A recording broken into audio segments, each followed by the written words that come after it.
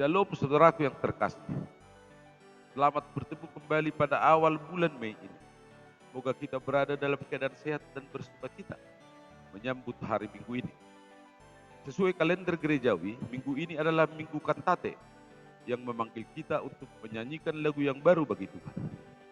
Menyanyikan lagu yang baru itu adalah ekspresi dari hati kita yang memuji Tuhan karena keadilannya dan karena kasih setianya yang dicurahkan kepada kita. Di Minggu Kantate ini Tuhan akan menyapa kita melalui firman-Nya yang akan memberikan pengertian kepada kita akan kasih setianya yang tidak terbatas itu. Kita awali pembacaan firman ini dengan berdoa. Marilah kita berdoa. Bapa kami yang maha adil dan maha pengasih, Engkaulah benteng pertahanan dan sumber pengharapan kami. Engkau melindungi kami dengan keadilan-Mu dan menyelamatkan kami karena kasih setiamu. Pada saat ini kami akan mendengarkan firman-Mu yang akan menyegarkan dahaga rohani kami. Kiranya firman ini dapat menyelami kemuliaan-Mu. Roh Kuduslah memimpin hati dan pikiran kami, dan berkuasalah firman ini dalam kehidupan kami. Dengarkanlah doa kami ini ya Bapa, yang kami mohonkan hanya di dalam nama Yesus Kristus Tuhan dan Juru Selamat kami. Amin.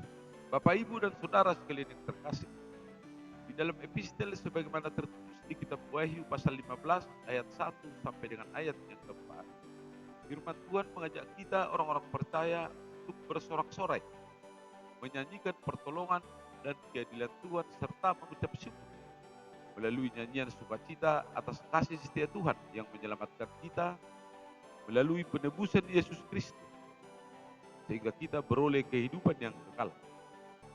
Hal itulah yang kemudian ditegaskan oleh pemazmur melalui khotbah pada Minggu Kantate. Sebagaimana tertulis di kitab Mazmur pasal 150 ayat 1 sampai dengan ayat yang ke-6. Topik minggu adalah segala yang bernapas memuji Tuhan.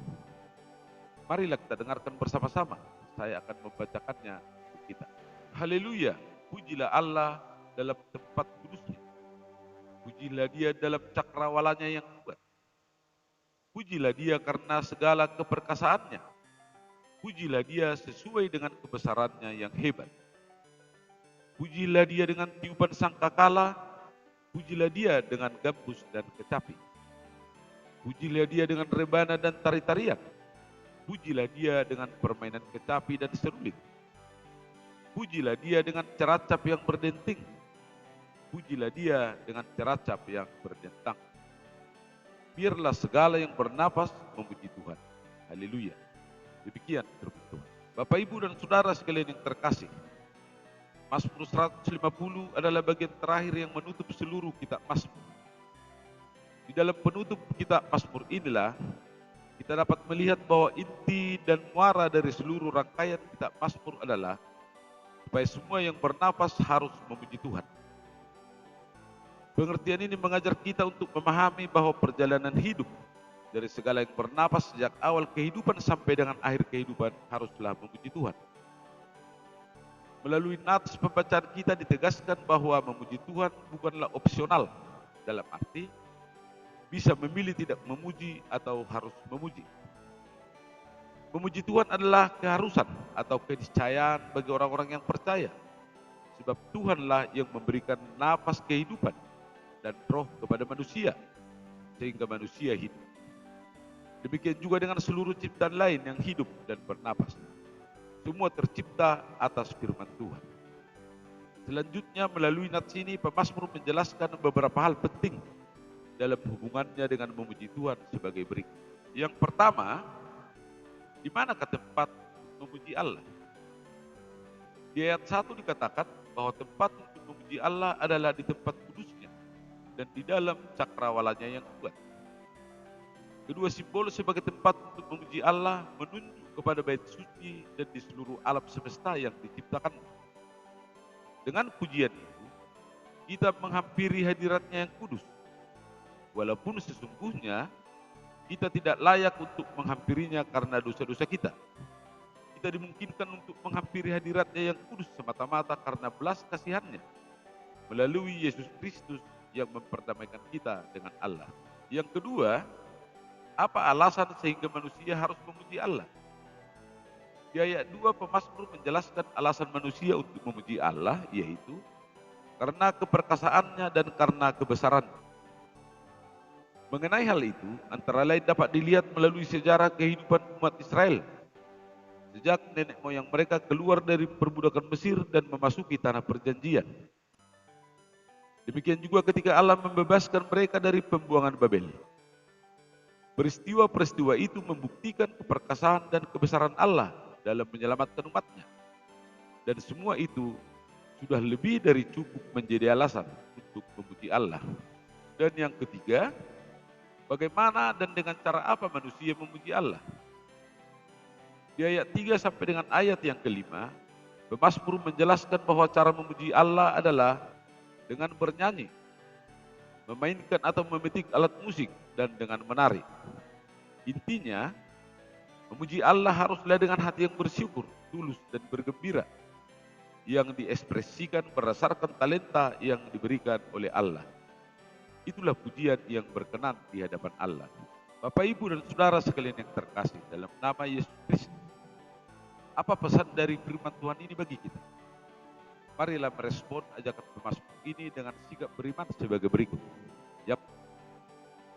Jangan pisahkan yang kudus dengan yang sekuler. Pada awalnya yang kudus dan yang sekuler adalah satu. Tetapi sekarang keduanya terpisah seakan tidak ada hubungan. Di dalam realita ada tempat-tempat kudus di mana kita harus kelihatan sopan, tertib, tidak boleh berok. Dan ada tempat-tempat sekuler di mana kita bebas sebebas-bebasnya. Di dalam realita ada hari-hari kudus di mana kita harus beribadah dengan pakaian rapi, dengan senyum manis menyapa orang lain.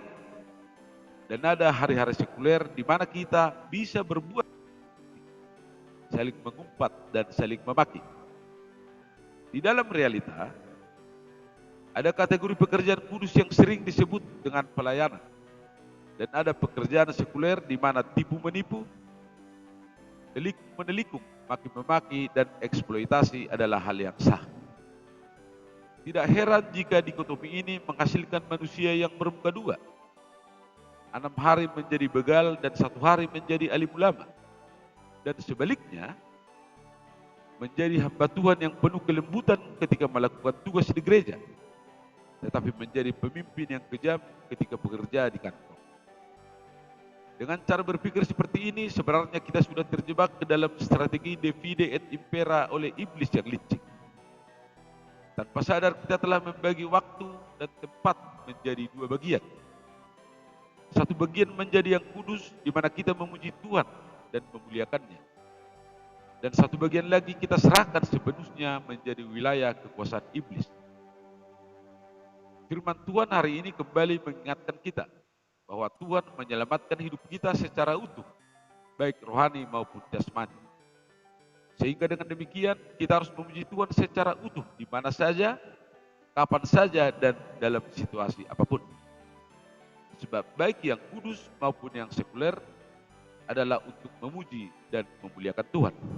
Yang kedua, memuji Tuhan adalah hidup yang bersyukur dengan segenap hati. Memuji Tuhan sebagai tanda bersyukur adalah melalui apa yang ada pada kita saat ini.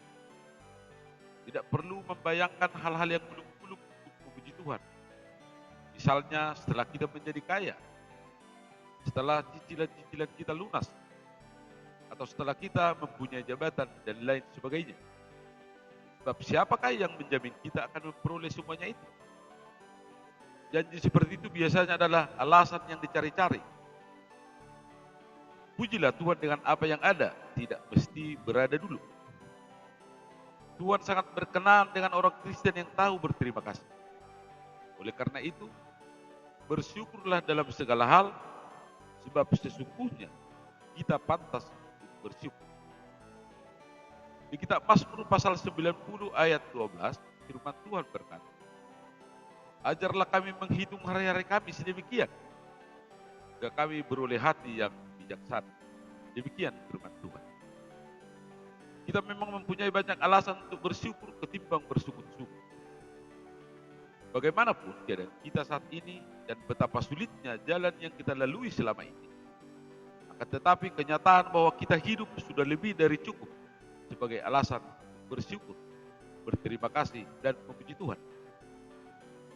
Bersyukurlah kepada Tuhan tidak cuma terbatas dengan mengucapkan haleluya setiap kali.